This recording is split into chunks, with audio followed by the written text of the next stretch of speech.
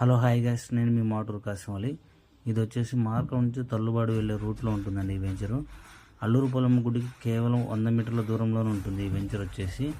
దీనిలో వచ్చేసి తూర్పు పడమర కార్నర్ బిట్లు కూడా ఉన్నాయి. మెయిన్ రోడ్ బిట్ కూడా ఉందండి. ఆల్రెడీ సీసీ రోడ్లు వేశారు, కాలువలు కూడా ఉన్నాయి, పవర్ కూడా ఉందండి. సబ్స్టేషన్ పక్కనే ఉంది. ఈ వెంచర్ మాత్రం సూపర్ అంటే సూపర్గా ఉంది.